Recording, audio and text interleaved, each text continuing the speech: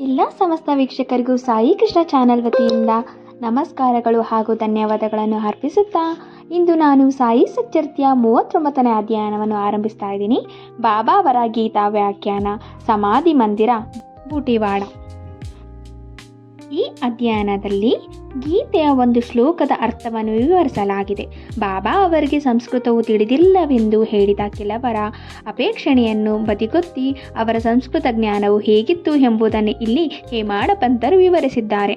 ಶ್ರೀ ಸಾಯಿಬಾಬಾ ಅವರು ತಮ್ಮ ಮಹಾಸಮಾಧಿಯ ತನಕ ಅಲ್ಲಿ ಜೀವಿಸಿದ್ದ ಆ ದ್ವಾರಕಾಮಾಯಿ ಮತ್ತು ಶಿರ್ಡಿ ಗ್ರಾಮವು ನಿಜಕ್ಕೂ ಪುಣ್ಯ ಪಡೆದಿದ್ದವೆಂದು ಹೇಳಬಹುದು.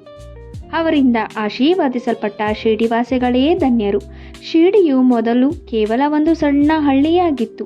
ಬಾಬಾ ಅವರ ಸಂಪರ್ಕದಿಂದ ಅದು ಕೀರ್ತಿಯನ್ನು ಪಡೆದು ಒಂದು ಪವಿತ್ರ ಯಾತ್ರಾ ಸ್ಥಳವಾಯಿತು.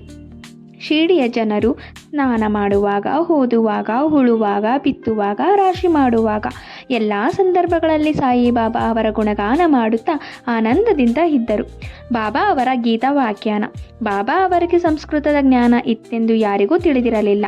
ಒಂದು ದಿವಸ ನಾನಾ ಸಾಹೇಬ ಚಂದೋರಕರ ಅವರಿಗೆ ಭಗವದ್ಗೀತೆಯ ಒಂದು ಶ್ಲೋಕವನ್ನು ವಿವರಿಸಿ ಎಲ್ಲವನ್ನು ಬೆರಗೊಳಿಸಿದರು. ಬಾಬಾ ನಾನಾ ಸಾಹೇಬರು ಪವಿತ್ರವಾದ ವೇದಾಂತವನ್ನು ಬಹುಮಟ್ಟಿಗೆ ಬಲ್ಲವರಾಗಿದ್ದರು. ಅವರು ಗೀತೆ ಮತ್ತು ಅದರ ಮೇಲಿನ ಟೀಕೆಗಳನ್ನು ಸಹ ತಿಳಿದು ಬಹಳ ಅಹಂಭಾವದಿಂದ ಇದ್ದರು. ಇದು ಬಾಬಾ ಅವರಿಗೆ ಗೊತ್ತಿಲ್ಲವೆಂದು ಮತ್ತು ಅವರಿಗೆ ಸಂಸ್ಕೃತವೇ ಬಾರದೆಂದು ಅವರು ತಿಳಿದಿದ್ದರು. ಬಾಬಾ ಅವರು ಈ ಗುಳ್ಳೆಗಳನ್ನು ಹೊಡೆದರು. ಒಂದು ದಿನ ಮಸೀದಿಯ ತುಂಬ ಭಕ್ತರು ನೆರೆದಿದ್ದರು. ಆಗ ನಾನಾ ಅವರು ಬಾಬಾ ಅವರ ಪಾದ ಸೇವೆ ಮಾಡುತ್ತಾ ಕುಳಿತಿದ್ದರು. ಬಾಬಾ ನಾನಾ ಅದೇನು ಗೊಣಗುಟ್ಟುತ್ತಿರುವೆ? ನಾನಾ ಅವರು ಒಂದು ಸಂಸ್ಕೃತ ಶ್ಲೋಕ ಹೇಳುತ್ತಿದ್ದೇನೆ. ಬಾಬಾ ಯಾವ ಶ್ಲೋಕ? ಬಾಬಾ ಭಗವದ್ಗೀತೆಯದ್ದು. ಬಾಬಾ ಜೋರಾಗಿ ಹೇಳು. ನಾನಾ ಅವರು ತದ್ವದ್ದಿ ಪ್ರಣೀತ್ಪಾತೇನ ಪರಿಪ್ರಶ್ನೇನ ಸೇವಯ ಉಪದೇಕ್ಷ್ಯತಿಂ ತೇ ಜ್ಞಾನಂ ಜ್ಞಾನಿ ನ ತತ್ವದರ್ಶಿನಂ. ಭಗವದ್ಗೀತೆಯ 4:37ನೇ ಭಾಗ. ವಂದನಾಪೂರ್ವಕವಾಗಿ ಪುನಃ ಪುನಃ ಪ್ರಶ್ನೆಗೈದು ಸೇವೆಯನ್ನು ಮಾಡಿ ಅದನ್ನು ನೀನು ತಿಳಿ. ತತ್ವದರ್ಶಿಗಳಾದ ಜ್ಞಾನಿಗಳು ನಿನಗೆ ಜ್ಞಾನವನ್ನು ಉಪದೇಶಿಸುವರು. ಬಾಬಾ ಅದರ ಅರ್ಥ ಗೊತ್ತಿದೆಯೇ? ನಾನಾ ಗೊತ್ತಿದೆ. ಬಾಬಾ ಇಲ್ಲಿ ಹೇಳು. ನಾನಾ ಅದರ ಅರ್ಥ ಇದು: ಸಾಷ್ಟಾಂಗ ನಮಸ್ಕಾರದಿಂದ, ವಿಚಾರಣೆಯಿಂದ ಮತ್ತು ಸೇವೆಯ ಮಾಡುವುದರಿಂದ ಜ್ಞಾನವೆಂಬುದನ್ನು ತಿಳಿ. ಆಗ ನೈಜವಾದ ಜ್ಞಾನ ಸಂಪಾದನೆ ಮಾಡಿದವರು ಜ್ಞಾನೋಪದೇಶ ಮಾಡುತ್ತಾರೆ. ಬಾಬಾ ನನಗೆ ಅದರ ತಾತ್ಪರ್ಯ ಬೇಕಿಲ್ಲ, ಪ್ರತಿಪದದ ಅರ್ಥವನ್ನು ಹೇಳು. ಆಗ ನಾನಾ ಸಾಹೇಬರು ಪ್ರತಿಪದದ ಅರ್ಥವನ್ನು ತಿಳಿಸಿದರು. ಬಾಬಾ ಪರಿಪ್ರಶ್ನೆ ಎಂದರೇನು? ನಾನಾ ವಿಚಾರ ಮಾಡುವುದು. ಬಾಬಾ ಪ್ರಶ್ನೆ ಎಂದರೇನು? ನಾನಾ ಅದೇ ಉತ್ತರ ಪ್ರಶ್ನಿಸುವುದು. ಬಾಬಾ ಪರಿಪ್ರಶ್ನೆ ಎಂದರೂ ಅರ್ಥ, ಪ್ರಶ್ನೆ ಎಂಬುದಕ್ಕೂ ಅದೇ ಅರ್ಥವೇ? ಹಾಗಿದ್ದಲ್ಲಿ ವ್ಯಾಸರು ಪರಿ ಎಂದರೆ ಸೇರಿಸಿದರು, ಪರಿ ಎಂಬುದನ್ನು ಏಕೆ ಸೇರಿಸಿದರು? ವ್ಯಾಸರ ತಲೆ ಕೆಟ್ಟಿದೆ ಎಂದು ಬಾಬಾ ಪ್ರಶ್ನಿಸಿದರು. ನಾನಾ ಅವರು ಪರಿಪ್ರಶ್ನೆ ಎಂಬುದಕ್ಕೆ ಬೇರೆ ಅರ್ಥ ನನಗೆ ತಿಳಿಯದು. ಬಾಬಾ ಉಪದೇಕ್ಷತಿಂ ತೇ ಜ್ಞಾನಂ ಎಂದು ಓದುವಾಗ ಜ್ಞಾನವೆಂಬ ಪದಕ್ಕೆ ಬದಲಾಗಿ ಬೇರೆ ಯಾವುದೇ ಪದವನ್ನು ಓದುವೆಯಾ? ನಾನಾ ಹೌದು. ಬಾಬಾ ಆ ಪದ ಯಾವುದು? ನಾನಾ ಅಜ್ಞಾನ. ಬಾಬಾ ಆದ್ದರಿಂದ ಶ್ಲೋಕಕ್ಕೆ ಬೇರೆ ಅರ್ಥವಿದೆಯೇ? ನಾನಾ ಇದೆ, ಆದರೆ ಶಂಕರ ಭಾಷ್ಯದಲ್ಲಿ ಅಂತಹ ರಚನೆಯನ್ನು ಕೊಟ್ಟಿಲ್ಲ. ಬಾಬಾ ಅವರು ಕೊಡದಿದ್ದರೆ ಪರವಾಗಿಲ್ಲ. ಅಜ್ಞಾನವೆಂಬ ಪದವನ್ನು ಉಪಯೋಗಿಸುವುದರಿಂದ ಒಳ್ಳೆಯ ಅರ್ಥ ದೊರಕಬಹುದಾದರೆ ಉಪಯೋಗಿಸಲು ಅಭ್ಯಂತರವೇನು? ನಾನಾ ಅಜ್ಞಾನದ ಪದ ಉಪಯೋಗಿಸಿ ಅರ್ಥ ಮಾಡಲು ನನಗೆ ಸಾಧ್ಯವಿಲ್ಲ. ಬಾಬಾ ಶ್ರೀಕೃಷ್ಣನು ಅರ್ಜುನನಿಗೆ ಜ್ಞಾನಿಗಳಿಗೆ ಹೇಗೆ ನಮಸ್ಕಾರ ಮಾಡಲು ಹೇಳಿದನು? ವಿಚಾರಣೆ ಮತ್ತು ಸೇವೆ ಮಾಡಲು ಏಕೆ ಹೇಳಿದನು? ಕೃಷ್ಣನೇ ಸ್ವತಃ ತತ್ವದರ್ಶಿಯಾಗಿರಲಿಲ್ಲವೇ?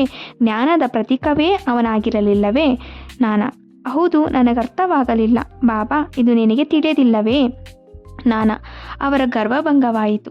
ಆಗ ಬಾಬಾ ಅವರು ಜ್ಞಾನಿಗಳಿಗೆ ನಮಿಸುವುದೊಂದೇ ಸಾಲದು, ನಾವು ಸದ್ಗುರುವಿಗೆ ಪೂರ್ಣ ಶರಣಾಗತಿರಾಗಬೇಕು. ವಿಚಾರಣೆ ಮಾಡುವುದು ಮಾತ್ರವೇ ಸಾಲದು, ವಿಚಾರಣೆಯು ಗಂಭೀರವಾಗಿರಬೇಕು. ಗುರುಗಳು ಪರೀಕ್ಷಿಸುವ ಉದ್ದೇಶವಿರಬಾರದು, ಕುಚೋದ್ಯಕ್ಕಾಗಿ ಇರಬಾರದು, ಮೋಕ್ಷ ಮತ್ತು ಆಧ್ಯಾತ್ಮಿಕ ಪ್ರಗತಿಗೆ ಸಂಬಂಧಪಟ್ಟದ್ದಾಗಿ ಇರಬೇಕು. ಸೇವೆಯನ್ನು ಮಾಡುವಾಗ ನಾವು ಮಾಡುತ್ತಿದ್ದೇವೆ ಎಂಬ ಮನೋಭಾವ ಇರಬಾರದು. ಈ ದೇಹವು ಗುರುವಿನದು, ಅವನ ಸೇವೆಗಾಗಿ ಇದು ಮೀಸಲು ಎಂಬ ಮನೋಭಾವ ತಾಳಬೇಕು. ಇದನ್ನು ಅನುಸರಿಸಿದರೆ ಸದ್ಗುರುವು ಇಂದಿನ ಶ್ಲೋಕದಲ್ಲಿ ಹೇಳಿದ ಜ್ಞಾನದ ಅರ್ಥವನ್ನು ಸ್ಪಷ್ಟಪಡಿಸುವನು. ನಾನಾ ಅವರಿಗೆ ಇದರ ಅರ್ಥವಾಗಲೇ ಇಲ್ಲ. ಜ್ಞಾನೋಪದೇಶವೆಂಬುದು ಹೇಗೆ ಇದ್ದಿತು? ಬಾಬಾ, ಅಜ್ಞಾನವನ್ನು ನಾಶ ಮಾಡುವುದೇ ಜ್ಞಾನ, ಕತ್ತಲೆಯನ್ನು ಹೋಗಲಾಡಿಸುವುದೇ ಬೆಳಕು, ದ್ವೈತ ಭಾವನೆಯನ್ನು ನಾಶ ಮಾಡುವುದೇ ಅದ್ವೈತ. ದ್ವೈತವನ್ನು ನಾಶ ಮಾಡಬೇಕೆಂದಾಗ ಅದ್ವೈತದ ವಿಚಾರ ಎತ್ತುವೆವು. ಕತ್ತಲೆಯನ್ನು ಹೋಗಲಾಡಿಸಲು ಬೆಳಕು ಬೇಕು. ಅದ್ವೈತದ ಸ್ಥಿತಿಯನ್ನು ತಿಳಿಯಬೇಕಾದರೆ ದ್ವೈತ ಭಾವನೆಯು ನಿರ್ಮೂಲನವಾಗಬೇಕು. ಶಿಷ್ಯನು ಸಹ ಗುರುವಿನಂತೆಯೇ ಜ್ಞಾನದ ಪ್ರತೀಕ. ಇದರಲ್ಲಿಯ ವ್ಯತ್ಯಾಸ ಅವರ ಮನೋಭಾವ, ಶ್ರೇಷ್ಠ ಅರಿವು, ತತ್ವ ಮತ್ತು ಐಶ್ವರ್ಯ ಯೋಗಗಳಲ್ಲಿ ಅಡಗಿರುತ್ತವೆ. ಶಕ್ತಿಯು ದೈವಿಕ, ಸದ್ಗುರುವು ನಿರ್ಗುಣನು, ಸಚ್ಚಿದಾನಂದನು. ಮಾನವರನ್ನು ಉದ್ಧರಿಸಿ ಲೋಕೋದ್ಧಾರ ಮಾಡಲು ಅವನು ಮಾನವನಾಗಿ ಅವತರಿಸಿರುತ್ತಾನೆ. ಅವನ ನೈಜತ್ವವಾಗಲಿ, ದೈವಿಕ ಶಕ್ತಿಯಾಗಲಿ, ಯೋಗ್ಯತೆಗಳಾಗಲಿ ಕುಗ್ಗದಂತಿರುವವು. ಶಿಷ್ಯನೂ ಸಹ ಅದೇ ಸ್ವರೂಪವುಳ್ಳವನೇ. ಆದರೆ ಅವನು ಅಸಂಖ್ಯಾತ ಜನ್ಮಗಳನ್ನೆತ್ತಿ ಶುದ್ಧ ಚೈತನ್ಯವರೆನ್ನರಿಯದೆ ಅಜ್ಞಾನದಲ್ಲಿ ಬಿದ್ದಿರುತ್ತಾನೆ. ಅವನಿಗೆ ತಾನೇ ಜೀವ, ಪ್ರಾಣಿ, ನಮ್ರತೆಯುಳ್ಳವನು ನಾ ಎಂಬ ಕಲ್ಪನೆ ಬರುತ್ತದೆ. ಗುರುವು ಅವನನ್ನು ಈ ಅಜ್ಞಾನವೆಂಬ ಸುಳಿಯಿಂದ ತಪ್ಪಿಸಿ ಉಪದೇಶ ನೀಡಬೇಕು. ಕೊನೆಯಿಲ್ಲದ ಜನ್ಮಾಂತರಗಳಲ್ಲಿಯೂ ನಾನೇ ಜೀವ, ನಾನೇ ಪ್ರಾಣಿ ಎಂದು ನಂಬಿರುವ ಶಿಷ್ಯನಿಗೆ ಗುರುವು ಅವನ 100 ಜನ್ಮಗಳಲ್ಲಿ ನೀನೇ ದೇವರು, ನೀನೇ ದೊಡ್ಡವನು, ಸಂಪನ್ನನು ಎಂದು ಬೋಧಿಸಿ ಅವನನ್ನು ದಿಗ್ಬಂಧನಾಗಿ ಮಾಡುತ್ತಾನೆ. ಆಗ ಅವನಿಗೆ ಅರಿವು ಉಂಟಾಗುತ್ತೆ, ನಾನು ದೇಹ ಮತ್ತು ನಾನು ಜೀವ ಮಾತ್ರ. ಈ ಪ್ರಪಂಚ ಮತ್ತು ಪರಮಾತ್ಮನೆಂಬುದು ನನ್ನಿಂದ ಬೇರೆಯಾದದ್ದು ಎಂಬ ಶಿಷ್ಯನ ಭ್ರಮೆಯು ಅವನಲ್ಲಿ ಜನ್ಮಾಂತರಗಳಿಂದ ಹುಟ್ಟಿ ಬಂದ ದೋಷ. ಈ ಭ್ರಮೆ ಮತ್ತು ದೋಷವನ್ನು ಬೇರು ಸಹಿತ ನಿರ್ಮೂಲನ ಮಾಡಲು ಅವನು ವಿಚಾರಣೆ ಮಾಡತೊಡಗಬೇಕು. ಅಜ್ಞಾನವೆಂಬುದು ಹೇಗೆ ಹುಟ್ಟಿತು, ಅದೆಲ್ಲಿದೆ, ಇದನ್ನು ಅವನಿಗೆ ತೋರಿಸುವುದೇ ಗುರುವಿನ ಉಪದೇಶ. ಇದಕ್ಕೆ ಸಂಬಂಧಪಟ್ಟ ಉದಾಹರಣೆಗಳು ಈ ರೀತಿ ಇವೆ. ನಾನೇ ಜೀವ, ಶರೀರವೇ ಆತ್ಮ, ದೇವರು, ಜೀವ ಮತ್ತು ಪ್ರಪಂಚ ಎಂಬುದು ಭಿನ್ನವಾದವುಗಳು. ನಾನು ದೇವರಲ್ಲ, ಶರೀರವೂ ಆತ್ಮವಲ್ಲವೆಂಬುದನ್ನು ನಾನು ಅರಿಯೆ. ಪರಮಾತ್ಮ, ಜೀವ, ಪ್ರಪಂಚ, ಶರೀರ ಇವು ಒಂದೇ ಎಂಬುದನ್ನು ನಾನರಿಯೆ. ಈ ದೋಷಗಳನ್ನು ನಿರ್ಮೂಲನೆ ಮಾಡದಿದ್ದರೆ ದೇವರು, ಜೀವ, ಪ್ರಪಂಚ, ಶರೀರ ಇವುಗಳನ್ನೆಂಬುದನ್ನು ಶಿಷ್ಯನು ಅರಿಯಲಾರ. ಅವುಗಳಿಗಿರುವ ಸಂಬಂಧವೂ ಅವನಿಗೆ ಅರಿವು ಆಗುವುದಿಲ್ಲ. ಇಂಥ ಅಜ್ಞಾನವನ್ನು ಹೋಗಲಾಡಿಸಲು ಅವನಿಗೆ ಉಪದೇಶದ ಅಗತ್ಯ.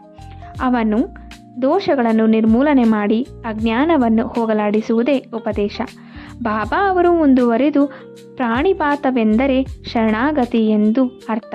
ಶರಣಾಗತಿ ಎಂದರೆ ತನು, ಮನ ಮತ್ತು ಧನಗಳನ್ನು ಅರ್ಪಣೆ. ಶ್ರೀಕೃಷ್ಣನು ಅರ್ಜುನನಿಗೆ ಜ್ಞಾನಿಗಳ ಕಡೆಗೆ ಹೋಗಲು ಏಕೆ ಸೂಚಿಸಿದನು ಎಂಬುದಕ್ಕೆ ಸದ್ಭಕ್ತನು ಸಮಸ್ತ ಚರಾಚರಗಳನ್ನು, ಜ್ಞಾನಿಗಳನ್ನು ಪರಮಾತ್ಮನೆಂದು ತಿಳಿಯುವನು ಎಂದು ಬಾಬಾ ವಿವರಿಸಿದರು. ಸಮಾಧಿಯ ಮಂದಿರ, ಬೂಟಿವಾಡ. ತಾವು ಮಾಡಲಿಚ್ಛಿಸಿದ ವಿಷಯಗಳ ಬಗ್ಗೆ ಬಾಬಾ ಅವರು ಎಂದೂ ಮುಂಚಿತವಾಗಿ ಸೂಚಿಸುತ್ತಿರಲಿಲ್ಲ, ಗಡಿಬಿಡಿ ಮಾಡುತ್ತಿರಲಿಲ್ಲ. ಆದರೆ ಜನರು ಆಶ್ಚರ್ಯಪಡುವಂತೆ ಸಮಯ, ಸಂದರ್ಭಗಳನ್ನು, ವಾತಾವರಣಗಳನ್ನು ನಿರ್ಮಿಸಿಕೊಳ್ಳುತ್ತಿದ್ದರು. ಸಮಾಧಿ ಮಂದಿರದ ನಿರ್ಮಾಣ ಇದನ್ನು ಉದಾಹರಿಸುತ್ತದೆ. ನಾಗಪುರದ ಲಕ್ಷಾಧೀಶರ ಶ್ರೀಮನ್ ಬಾಪು ಸಾಹೇಬ ಬೋಟಿಯವರು ಕುಟುಂಬ ಸಮೇತ ಶಿರಡಿಗೆ ಬಂದು ವಾಸ ಮಾಡತೊಡಗಿದರು. ಅವರಿಗೆ ತಮ್ಮದೇ ಆದ ಒಂದು ಧರ್ಮಶಾಲೆಯನ್ನು ಕಟ್ಟಿಸಬೇಕೆಂಬ ಬಯಕೆ ಮನದಲ್ಲಿ ಮೂಡಿತು. ಕೆಲವು ದಿನಗಳ ನಂತರ ಅವರು ದೀಕ್ಷಿತವಾಡದಲ್ಲಿ ಮಲಗಿರುವಾಗ ಕನಸಿನಲ್ಲೇ ಬಾಬಾ ಅವರ ದರ್ಶನ ನೀಡಿ, ನಿನ್ನದೇ ಆದ ಒಂದು ಧರ್ಮಶಾಲೆಯನ್ನು ದೇವಸ್ಥಾನ ಸಹಿತ ಕಟ್ಟಬಹುದು ಎಂದರು. ಅಲ್ಲಿಯೇ ಮಲಗಿದ್ದ ಶ್ಯಾಮ ಅವರಿಗೂ ಅದೇ ಥರದ ಕನಸಾಯಿತು. ಬಾಪು ಸಾಹೇಬರು ಅಳುತ್ತಿದ್ದ ಶ್ಯಾಮ ಅವರನ್ನು ನೋಡಿ, ಏಕೆ ಅಳುತ್ತಿದ್ದೀರಿ ಎಂದು ಪ್ರಶ್ನಿಸಿದರು. ಆಗ ಶ್ಯಾಮ, ಬಾಬಾ ಅವರು ನನ್ನ ಸಮೀಪಕ್ಕೆ ಬಂದು ದೇವಸ್ಥಾನದ ಸಹಿತವಾದ ವಾಡವೊಂದನ್ನು ನಿರ್ಮಿಸು ಎಂದು ಆಜ್ಞಾಪಿಸಿದರು ಎಂದರು. ಅವರ ವಾಣಿಯನ್ನು ಕೇಳಿ ಆನಂದಭರಿತನಾದೆ. ಅದುದರಿಂದಲೇ ಆನಂದದ ಬಾಷ್ಪ ಸುರಿಯುತ್ತಿದೆ ಎಂದು ಹೇಳಿದರು. ಈರ್ವರ ಕನಸು ಒಂದೇ ಆದದ್ದನ್ನು ಕಂಡು ಬೂಟಿವಾಡಕ್ಕೆ ಅಚ್ಚರಿಯಾಯಿತು. ಕೂಡಲೇ ವಾಡ ನಿರ್ಮಾಣಕ್ಕೋಸ್ಕರ ಶ್ಯಾಮ ಅವರೊಡನೆ ಕಲಿತು ಒಂದು ಯೋಜನೆ ತಯಾರಿಸಿದರು. ಕಾಕ ಸಾಹೇಬ ದೀಕ್ಷಿತರು ಒಪ್ಪಿದರು.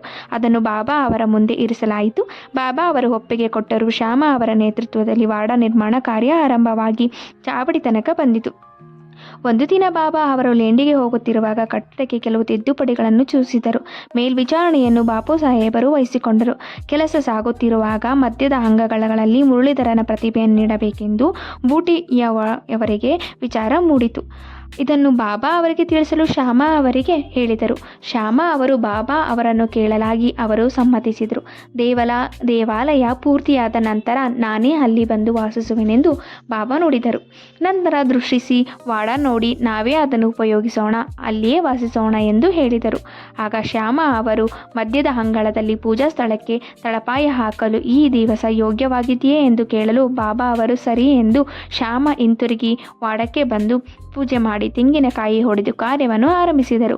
ಸಮಯಕ್ಕೆ ಸರಿಯಾಗಿ ಎಲ್ಲವೂ ಮುಗಿಯಿತು. ಮುರಳೀಧರನ ಪ್ರತಿಮೆ ತಯಾರಿಕೆಗೂ ಹೇಳಿದ್ದರು. ಆದರೆ ಆ ಪ್ರತಿಮೆ ತಯಾರಾಗುವ ಮೊದಲೇ ಪರಿಸ್ಥಿತಿ ಬದಲಾಯಿತು. ಬಾಬಾ ಅವರು ತೀವ್ರ ಜ್ವರದಿಂದ ಹಾಸಿಗೆ ಹಿಡಿದರು.